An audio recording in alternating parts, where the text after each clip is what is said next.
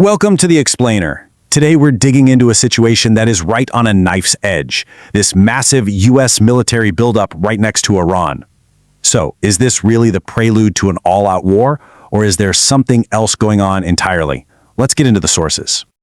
Okay, let's just jump right in with this quote. Hours away from total war. Wow. I mean, that is a stunning, dramatic claim from the military show. It really paints a picture of a powder keg just waiting for a spark. So what on earth is driving this kind of alarming assessment? Well, to really wrap your head around the scale here, the UK Defense Journal is calling this the largest American military buildup anywhere since the Gulf War. We're talking about a concentration of military force that we just haven't seen in decades. All right, so what does a force of this size actually look like? Let's break down the incredible amount of hardware that's being moved into position right now. So the backbone, the absolute core of this entire operation is just immense naval power. The U.S. hasn't sent one but two full aircraft carrier strike groups into the region.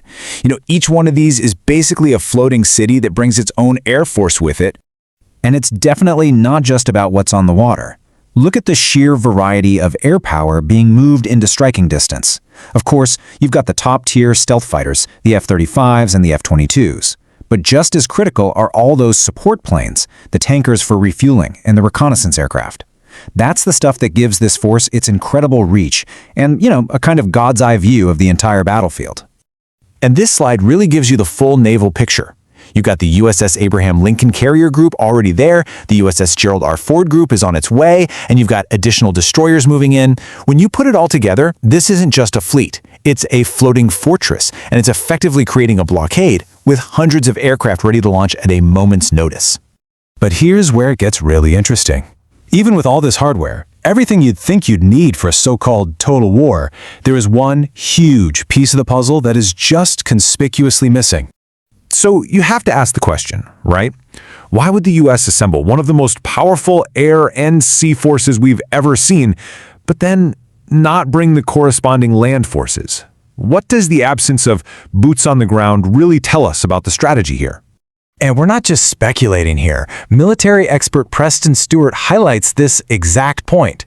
He points out that unlike past conflicts like the War on Terror, that massive land invasion force, well, it's simply not there.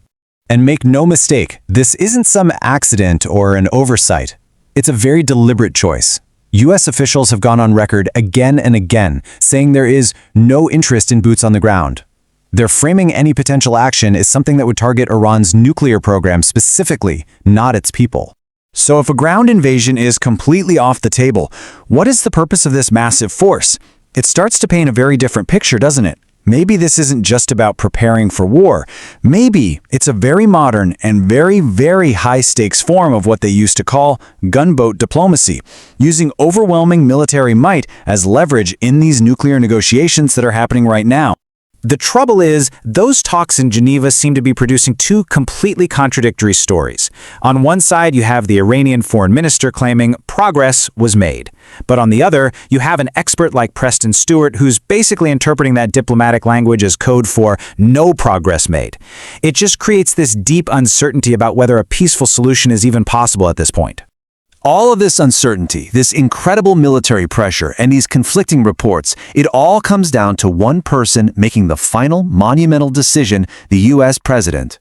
And as you can see here, the arguments are just pulling in completely opposite directions. On one hand, you have proponents arguing that this is a unique moment to act, that the Iranian regime is weak and a strike could restore U.S. credibility. But on the other, you have opponents warning of a catastrophic miscalculation, a long, spiraling war that could destabilize the entire region for years to come.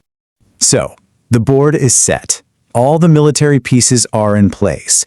But diplomacy, however shaky it might seem, is still on the table.